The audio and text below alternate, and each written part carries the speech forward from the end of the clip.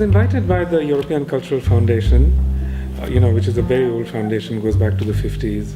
So they invited me here to do the keynote speech for a conference that they called Imagining Europe.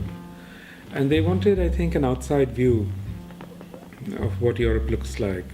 The moment they suggested this, I was kind of interested in it because over the years, I've thought a lot about Europe. Europe has been by Europe I mean this whole project of the European Union. It's been something very interesting and also in many ways very inspiring for me. I think what is very important for us in Asia in relation to Europe is that Europe has given us a way to think of moving past national boundaries.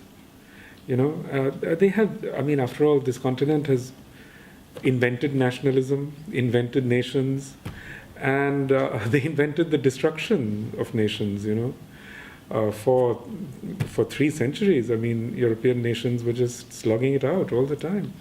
Just the unbelievable slaughter that they've unleashed upon the world, So in some sense, nobody knows better than Europe, the horror of nationalism, but also the constructive power of the nation state. Both of these are things which Europeans invented.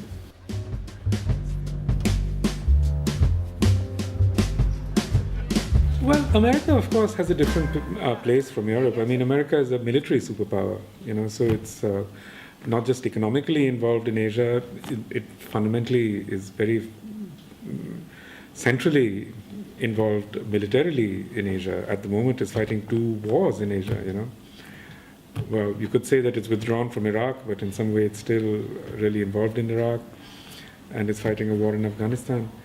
That's not the case with Europe. Europe is now a very major industrial power, but it's not really a military power, except in the sense in which it participates in NATO. And, NATO is American-led in any case.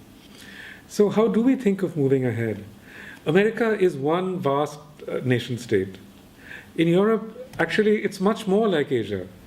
There's a multiplicity of small minorities, thousands of ethnic groups, dozens of languages, dialects, religions, this kind of diversity of settled populations. So all of that is in Europe, and all of that has been part of a very incendiary mix in Europe. So if we look outwards from South Asia, the American model is not really a model we can follow. America is, it's a nation that was established by a constitution in the 18th century, Europe is much more like us in the sense that these people have been living here for, millennia. And the same is true, in India. And out of that has evolved this kind of, these many ethnicities, nationalities, linguistic groups. So clearly, when we try to look ahead at how do we create some kind of broader unity in South Asia, clearly, we have to look towards the way that the Europeans have done it.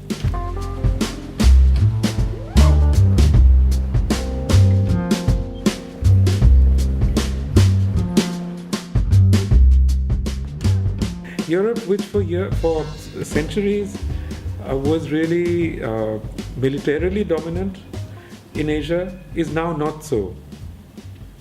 But a very strange thing has happened in Europe. They're now doing something which in a way they never did before, which is that they're leading through peace. They're leading through example, And that's really something which is very, very important for us, We have to learn how to follow these things, follow this path. And I think it's very heartening, to know that these issues are not intractable. That the border between France and Germany, there have been more lives lost on that border than on the border between India and Pakistan, And yet they've been able to move on.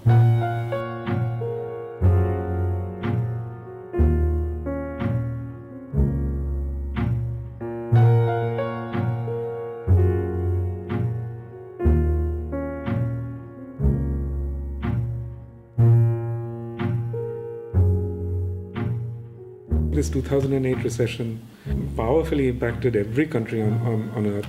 I don't think it's just a European crisis. It's a global crisis. For a while, it seemed like India and China were not going to be affected. Now it's perfectly clear that they are.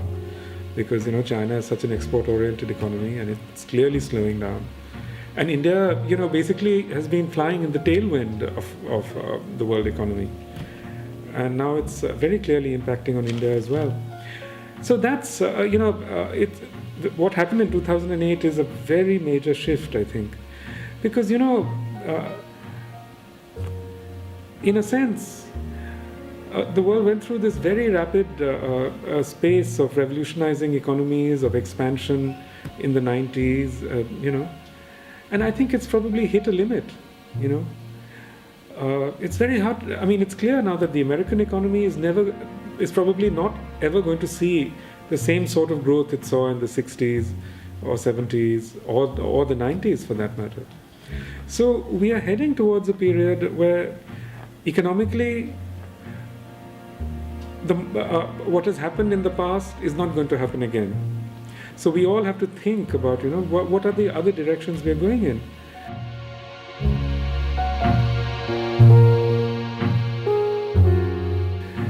In any case, what's perfectly clear now is that the direction that we were taking is not a sustainable direction. For some reason, America has for decades now been selling the idea that the whole world will be a happy place if everyone just consumes like Americans. But you just imagine what that would do to India. If every family had 2 cars, the whole country, the whole world would asphyxiate. It would be another 1 billion cars, So it's just, that direction is clearly not sustainable.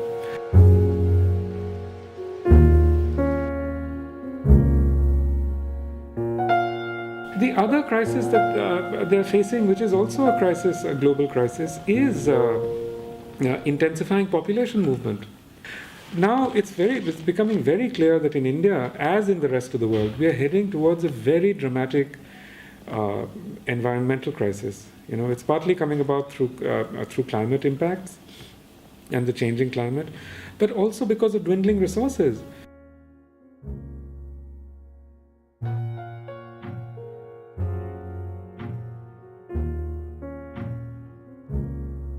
So in some sense, if you look at Europe as well, Europe has been hit repeatedly in the last 10 years by massive climate change impacts.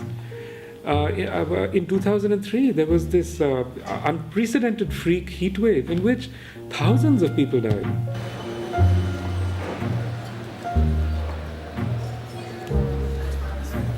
That's one set of impacts that they are certainly going to face, and like us, they are a very crowded continent. So there again, we have a lot to learn from them about how to manage, these drastic changes that lie ahead.